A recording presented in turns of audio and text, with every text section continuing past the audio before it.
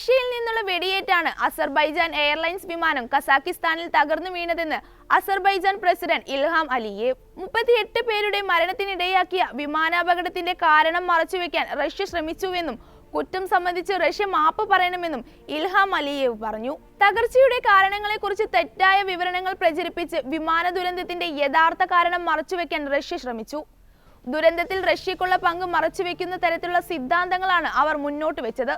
സൗഹൃദ രാജ്യമായി കണക്കാക്കപ്പെടുന്ന അസർബൈജാനോട് കുറ്റം സംബന്ധിച്ച് മാപ്പ് പറയുകയും പൊതുജനങ്ങളെ യഥാർത്ഥ സത്യം അറിയിക്കുകയുമായിരുന്നു ദുരന്തത്തിന് പിന്നാലെ റഷ്യ ചെയ്യേണ്ടിയിരുന്നതെന്നും ഇൽഹാം അലിയേവ് പറഞ്ഞു.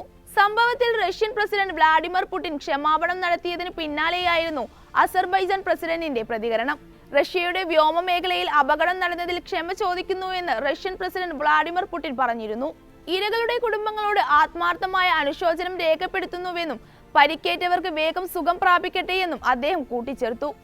എന്നാൽ റഷ്യയുടെ വെടിയേറ്റാണ് വിമാനം തകർന്നതെന്ന് പുടിൻ സമ്മതിച്ചിരുന്നില്ല. ഷെഡ്യൂൾ അനുസരിച്ച് യാത്ര ചെയ്തിരുന്ന അസർബൈജാനി പാസഞ്ചർ വിമാനം ഗ്രോസ്നി വിമാനത്താവളത്തിൽ ഇറങ്ങാൻ നിരന്തരം ശ്രമിച്ചിരുന്നു.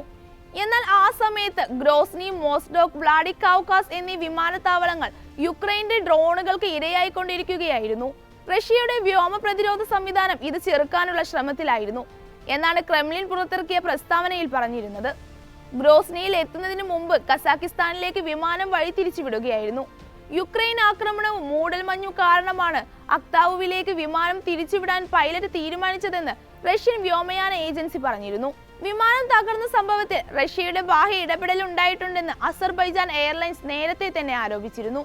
റഷ്യയുടെ വ്യോമ പ്രതിരോധ മിസൈലേറ്റാണ് വിമാനം തകർന്നതെന്നായിരുന്നു ആദ്യം പുറത്തു വന്ന റിപ്പോർട്ടുകൾ. റഷ്യയുടെ പേര് പറഞ്ഞില്ലെങ്കിലും പുറമേ നിന്നുള്ള ആയുധമേറ്റാണ് വിമാനം തകർന്നു വീണതെന്ന് US ദേശീയ സുരക്ഷാ വക്താവ് ജോൺ കിർബിയും അസർബൈജാൻ മന്ത്രി റഷാൽ നബിയേവും ആരോപിച്ചിരുന്നു. ക്രിസ്മസ് ദിനത്തിലായിരുന്നു അസർബൈജാൻ എയർലൈൻസിന്റെ J2A243 വിമാനം തകർന്നു വീണത്. കസാക്കിസ്ഥാനിലെ അക്താവിനടുത്താണ് അപകടമുണ്ടായത്. 67 യാത്രക്കാരുമായി അസർബൈജാന്റെ തലസ്ഥാനമായ ബാക്കുവിൽ നിന്ന് റഷ്യൻ റിപ്പബ്ലിക്കായ ചെച്നിയൻ തലസ്ഥാനമായ ഗ്രോസ്നിയയിലേക്കായിരുന്നു വിമാനം യാത്ര തിരിച്ചത്. സംഭവത്തിൽ 38 പേർ മരിക്കുകയും 29 പേർക്ക് ഗുരുതരമായ പരിക്കേൽക്കുകയും ചെയ്തിരുന്നു.